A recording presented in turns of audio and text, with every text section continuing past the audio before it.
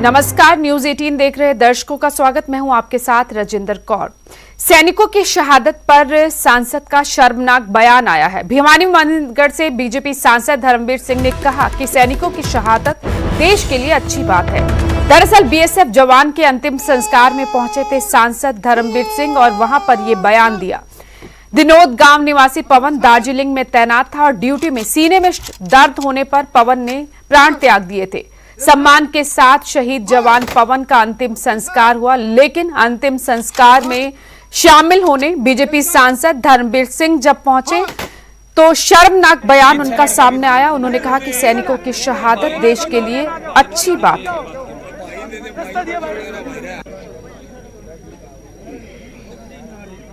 ये जो एक्स्ट्रा हो गए ना छोटू ये हमारे देश के लिए बहुत ही ज़्यादा अच्छी बात है। हमारे प्रदेश के अंदर हमारे इलाके के लड़के आज ही विनोद में शहीद हुआ है। आज एक नायन गांव है नांगल चौधरी में, वहाँ का भी हमारा एक फौजी शहीद हुआ है।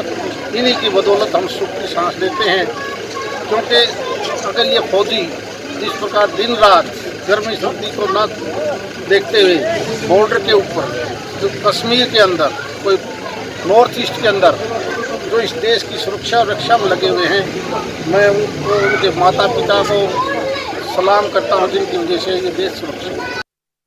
और इधर पंजाब के किसान संगठनों का आज एक बार फिर से मंथन होने जा रहा है। केंद्र से बातचीत से पहले रणनीति तैयार की जाएगी। चंडीगढ़ में 30 किसान जट संगठन मीटिंग करेंगे। किसान भवन में सुबह 11 बजे की ये बैठक शुरू होगी। कल सरकार के साथ किसानों की बैठक होनी है दिल्ली में, लेकिन उससे पहले 29 किसान संगठनों को केंद्र का न्योता मिला है और किसान भवन में आज जुटेंगे किसान संगठन और रणनीति तैयार की जाएगी केंद्र सरकार से मीटिंग से पहले। कल दिल्ली के विज्ञान भवन में केंद्रीय कृषि मंत्री नरेंद्र सिंह तोमर और रेल मंत्री पीयूष गोयल के साथ मुलाकात होनी, लेकिन उससे पहले किसान संगठनों की आज अहम बैठक। नपिंदर बराड़ मेरे सहयोगी इस वक्त ज्यादा जानकारी के साथ जुड़ चुके हैं। नपिंदर, क्या सारी की सारी किसान संगठन जो है सब पहुंच रहे किसान भवन आज रणनीति तैयार करने? देखो रजिंदर, बिल्कुल जी साडे कोल जानकारी मिल रही है मुताबिक ਜਿਹੜੀਆਂ ਸਾਰੀਆਂ ਜਥੇਬੰਦੀਆਂ ਦੀ ਮੀਟਿੰਗ ਹੈ ਜਿਹੜੀ ਉਹ ਬੁਲਾਈ ਗਈ ਹੈ। ਉਸ ਕਾਰਨ ਇਹ ਹੈ ਕਿ ਕਿਉਂਕਿ ਜਿਹੜੀ ਕੱਲ ਮੀਟਿੰਗ ਹੋਣੀ ਹੈ ਕੇਂਦਰੀ ਮੰਤਰੀਆਂ ਦੇ ਨਾਲ, ਲੰਮੇ ਸਮੇਂ ਤੋਂ ਕਿਸਾਨਾਂ ਦਾ ਪ੍ਰੋਟੈਸਟ ਚੱਲ ਰਿਹਾ और एक जी लगातार मांग हो रही थी कि केंद्रीय मंत्री जोड़े ने वो किसानों के मीटिंग करन। पिछली बार जो मीटिंग हुई थी तो उस वेले मंत्री हाजिर नहीं सी, उस वेले अफसर ने जी मीटिंग बुलाई थी तो उस करके किसान नाराज होकर आ गए थे। हुण आखिरकार मंत्री ने मीटिंग बुलाई है और इस मीटिंग के किस तरह दी चर्चावां होणियां ने, किस तरह की रणनीति जी है वो रहेगी, किस तरह, क्योंकि केंद्र इस तो पहले कहता रहा कि किसानों को समझावांगे। पंजाब के किसान हुण इस बारे भी रणनीति तैयार करेंगे कि केंद्र के गलबात की करनी है, कि पहलों तो गलबात करनी है, अगर गल किते जाके निबड़ती है तो कित्थे जाके निबड़ती है, वो सारी चर्चा पहला किसान संगठन जो आपस में करना चाहते हैं। इस करके आज की बड़ी अहम मीटिंग है ये, और साफ तौर पर क्योंकि एक दिन पहला कल सीधे इस तो बाद दिल्ली जाना है, तो आज की मीटिंग की बड़ी महत्ता हो जाती है, जिस तरह का माहौल अज पंजाब में बनया हुआ जी। ठीक, शुक्रिया नपिंदर। और आज किसान संगठनों की चंडीगढ़ में अहम मीटिंग होने जा रही है, क्योंकि कल केंद्र सरकार के मंत्रियों के साथ मीटिंग होनी है। किसान लगातार धरने दे रहे हैं केंद्र के खेती कानूनों के खिलाफ और बीच का रास्ता निकालने की कोशिश होगी, क्योंकि अभी तक पंजाब में ट्रेनें नहीं चल रही, मालगाड़ियां नहीं चल रही। रेलवे की तरफ से कहा जा रहा है कि चलेंगी तो सभी ट्रेनें चलेंगी, किसान कह रहे हैं कि सिर्फ मालगाड़ियां चलाने देंगे। सो बीच का रास्ता निकालने की कोशिश और बातचीत के जरिए हल निकालने की कोशिश केंद्र सरकार की, और किसान संगठनों के नुमाइंदे पहुंचेंगे। कल दिल्ली में मीटिंग होनी है और उससे पहले आज चंडीगढ़ में जुटेंगे किसान संगठनों के नुमाइंदे। रणनीति तैयार की जाएगी केंद्र सरकार से मीटिंग से पहले।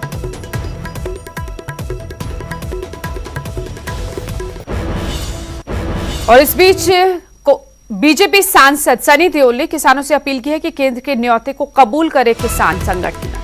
बातचीत से ही बड़ी से बड़ी मुश्किल का हल निकला है। पंजाब सरकार से भी सनी देओल ने अपील की है कि ट्रेनें शुरू करने में मदद करे कैप्टन सरकार, पंजाब का आर्थिक नुकसान होने से बचाए। ट्रेनें शुरू करवाना सरकार की जिम्मेदारी है। एक खत लिखा गया। सनी देओल की तरफ से किसान संगठनों से भी अपील और पंजाब की कैप्टन सरकार से भी अपील करते हुए।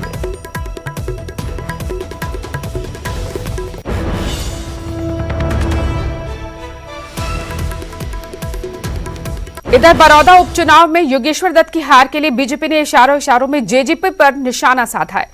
मुख्यमंत्री मनोहर लाल ने कहा कि अगर जेजेपी का पूरा वोट मिला होता तो वोटों का आंकड़ा 70 से 80 हजार तक पहुंच जाता और किसी के कहने से वोट ट्रांसफर नहीं होता। वहीं डिप्टी मुख्यमंत्री दुष्यंत चौटाला ने भी मुख्यमंत्री के इस बयान पर प्रतिक्रिया दी।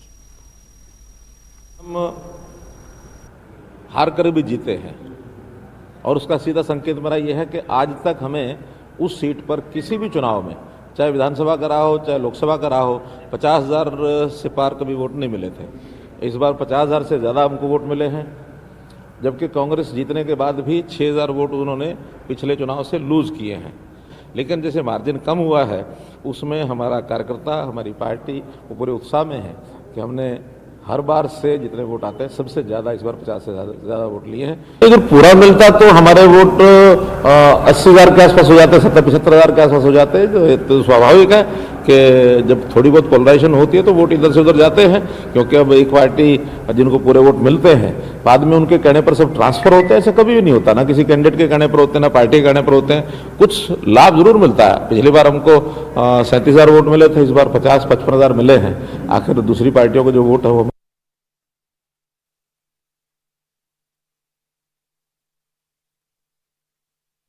बड़ा अच्छा चुनाव रहा। बधाई देता हूँ इंदुराज को, जनमत उनके पक्ष में। योगेश्वर ने बहुत अच्छी लड़ाई लड़ी। दोनों संगठनों के कार्यकर्ताओं ने मिलकर 50,000 से ज़्यादा वोट बड़ौदा कॉन्स्टिट्यूएंसी में लिए हैं। ये जनता का प्यार है। बिल्कुल जो गठबंधन की सोच थी उस सोच के प्रति वोटर टर्नआउट उस प्रतिशत तक नहीं पहुंचा। हम उम्मीद कर रहे थे कि 60,000 प्लस गठबंधन को वोट मिले, 50,000 क्रॉस। अगर हम और मेहनत करेंगे, दोनों संगठन के साथी और काम करेंगे, उम्मीद करते हैं आने वाले समय में इसको ऐतिहासिक जीत की ओर लेकर। जेजेपी का वोट ट्रांसफर हुआ बीजेपी को, इसको लेकर तरह तरह की बातें हो रही हैं। किसका वोट किसको ट्रांसफर हुआ ये तो आप सबको भी पता है। और बड़ौदा के नतीजों पर अजीबोगरीब बयान भी सामने आ रहे हैं। डिप्टी स्पीकर रणबीर गंगवा का बेतुका बयान सामने आया कि बड़ौदा के लोग बहक गए, इसलिए चुनाव हारी बीजेपी। कांग्रेस ने लोगों के बीच भ्रामक प्रचार किया। गंगवा ने यह कहा कृषि कानूनों का चुनाव पर असर नहीं पड़ेगा। जींद में पिछड़ा वर्ग की बैठक में पहुंचे थे रणबीर गंगवा। अब आरक्षण पर मुख्यमंत्री का स्वागत होगा। पंचायती राज में पिछड़ा वर्ग को आरक्षण के लिए स्वागत होगा।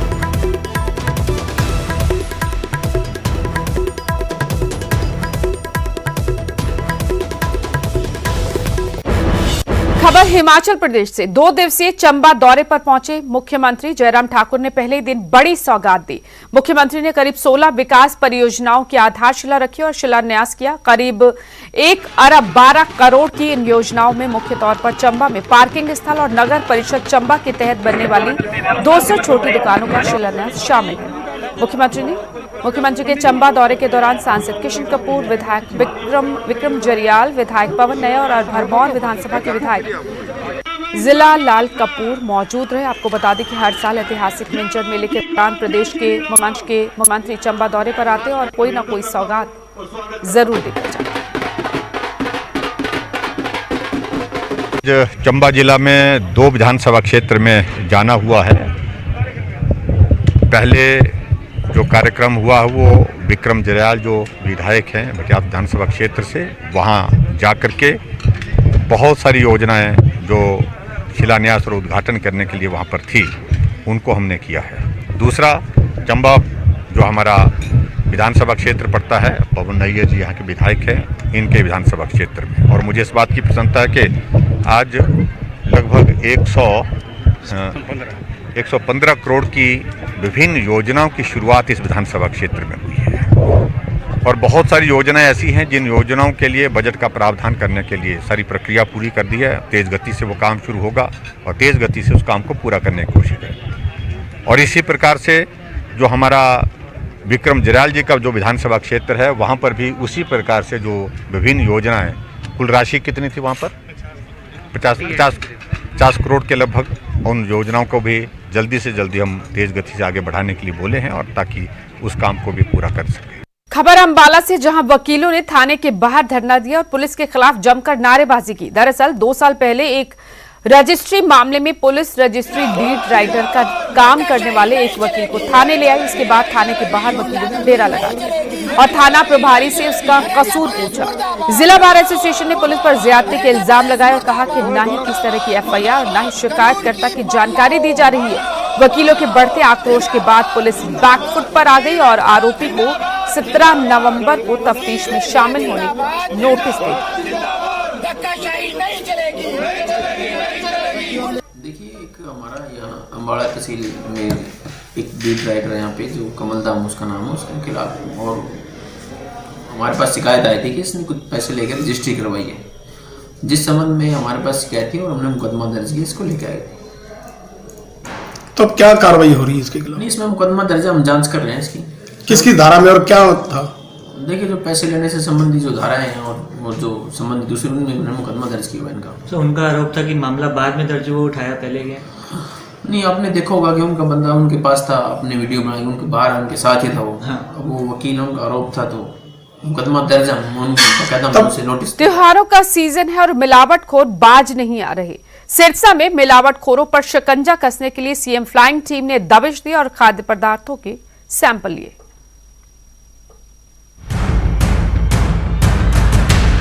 दीपावली का त्योहार नजदीक है और सीएम फ्लाइंग टीम भी पूरी तरह से सरगर्म है। बुधवार सिरसा में फ्लाइंग टीम ने 2 जगह छापेमारी कर सैंपल लिए। रिहायशी कॉलोनी में स्थित एक रसगुल्ला प्लांट पर जहां टीम ने मावा, रसगुल्लों और गुलाब जामुन के सैंपल लिए, वहीं मच्छर मक्खियों से खराब हुए गुलाब जामुन और रसगुल्लों को नष्ट कर दिया गया। सीएम फ्लाइंग स्क्वाड की अगुवाई में आज हम इस जगह पर आए हैं। इसका औचक निरीक्षण आज किया गया। निरीक्षण के दौरान पाया गया कि यहाँ पर जितना भी माल पड़ा हुआ है उसमें कई चीज़ों में मक्खियाँ, मच्छर आदि कीट गिरे हुए थे और इस दौरान हमने 3 सैंपल्स लिए हैं, रसगुल्ला, गुलाब जामुन और मावा का, जिन्हें हम आगामी कार्रवाई हेतु स्टेट फूड लैब हरियाणा भेजेंगे। रिपोर्ट आते ही आगामी कार्रवाई नियमानुसार की जाएगी।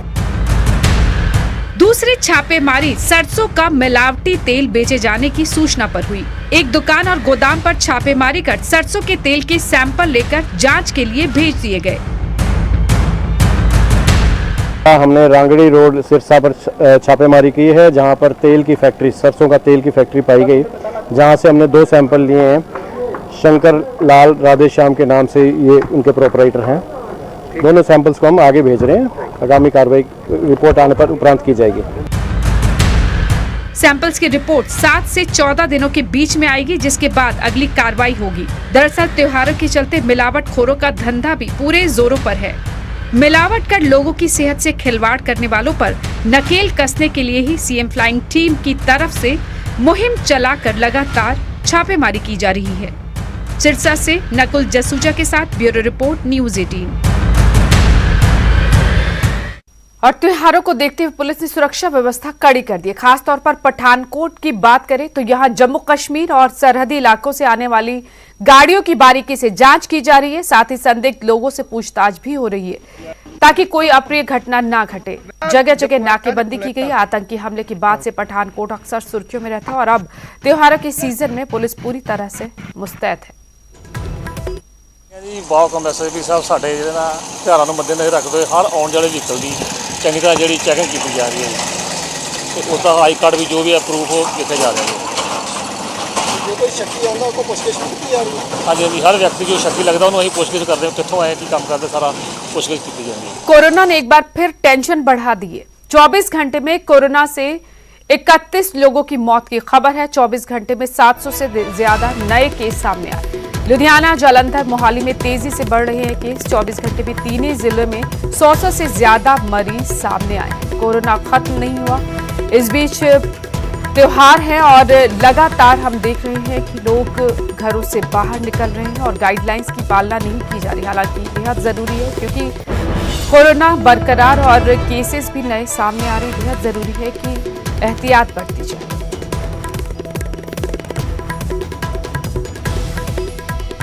और हरियाणा हिमाचल में भी कोरोना बेकाबू नजर आ रहा है। हरियाणा में 24 घंटे में 2546 नए मामले आए हैं और 23 लोगों की मौत हुई।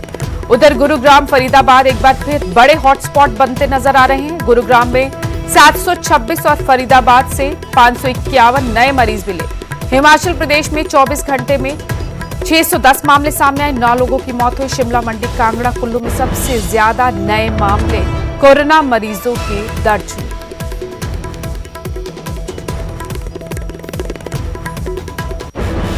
आगे बढ़ते हैं। सिरमौर जिला की सबसे ऊंची चोटी पर स्थित लाखों लोगों की आस्था के केंद्र चूड़धार की तस्वीर बदलने वाली है। नई राहें नई मंजिलें योजना के तहत चूड़धार का विकास प्लान तैयार किया जा रहा है।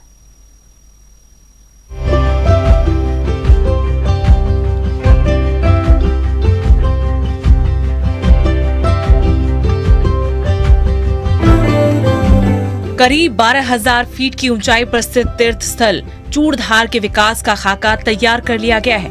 3 करोड़ 32 लाख रुपए चूड़धार के विकास के लिए खर्च किए जाएंगे। नोहराधार से चूड़धार तक 14 किलोमीटर का ट्रैक रूट बनाया जाएगा। सैलानियों की सुविधा के लिए कैफेटेरिया और विश्राम स्थल बनाए जाएंगे। ट्रैक रूट बनाने की सबसे बड़ी वजह ये है कि अक्सर चूड़धार जाने वाले सैलानी रास्ता भटक जाते हैं। भविष्य में ऐसा ना हो, इसके लिए ट्रैक रूट को तैयार किए जाने की योजना है।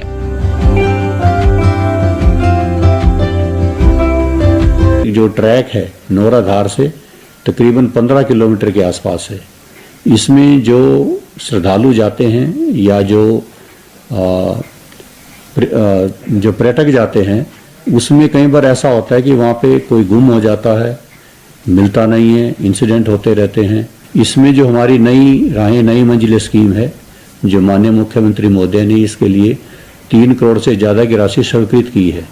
इसमें जो भी ट्रैक है उसका रास्ता, उस पर साइनेजेस प्रॉपर और उस पर जो पर्यटकों के लिए जो व्यवस्था है, बेसिक एमिनिटीज की टॉयलेट की है या इसमें इको हट्स हैं, वो बनाए जाएंगे।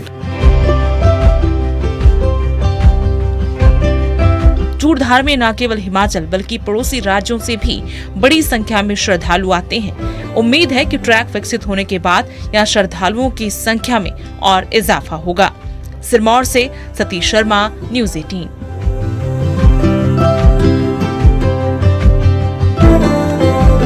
और पहाड़ों में बर्फबारी हो रही है और बर्फबारी का लुत्फ लेने बड़ी तादाद में सैलानी पहाड़ों का रुख कर रहे हैं। रोहतांग दर्रे समेत ऊंची चोटियों पर हुई ताजा बर्फबारी के बाद मनाली में भी रौनक देखने को मिली और ये मनाली की तस्वीरें आप देख सकते हैं। किस कदर सैलानी जो पहुंचे हुए बेहद खुश नजर आ रहे हैं।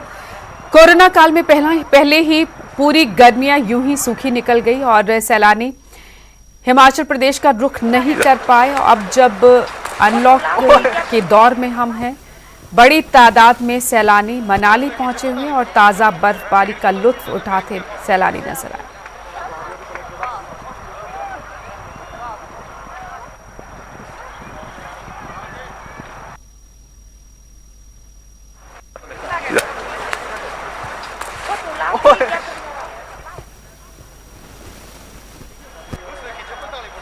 मतलब ऐसा लग रहा है कि इतना कोरोना काल में मतलब परेशान हो गए थे, अब ऐसा लग रहा है कि हाँ पूरा फ्रीडम आ गया हमारे लाइफ में। पहले भी मनाली आते रहे?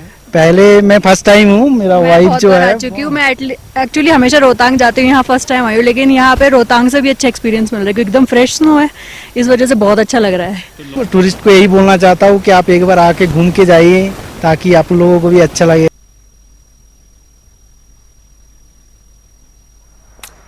और ये तस्वीरें मनाली की तस्वीरें, ताज़ा बर्फबारी के बाद बड़ी तादाद में सैलानी यहाँ पहुंचे हैं, बर्फबारी का लुत्फ उठाया। सबसे खास बात यह है कि कोरोना के चलते यहाँ के कारोबारियों को भी बड़ा नुकसान हुआ था। सैलानियों की आमद से जहां उन्हें कमाई होती थी वो नहीं हो पाई। अब कारोबारी भी खुश नजर आ रहे हैं। सैलानी बड़ी तादाद में जब पहाड़ों का रुख कर रहे हैं। ताज़ा बर्फबारी के बाद ये खूबसूरत तस्वीरें मनाली की आप देख सकते हैं। हर तरफ बर्फ ही बर्फ नजर आ रही है। बर्फ की सफेद चादर बिछी हुई है पहाड़ों की ऊंची चोटियों पर और यहां पहुंचे ये सैलानी बर्फबारी का लुत्फ उठाते नजर आए। इस बुलेटिन में इतना ही। छोटी सी ब्रेक के बाद खबरों का सिलसिला जारी रहेगा।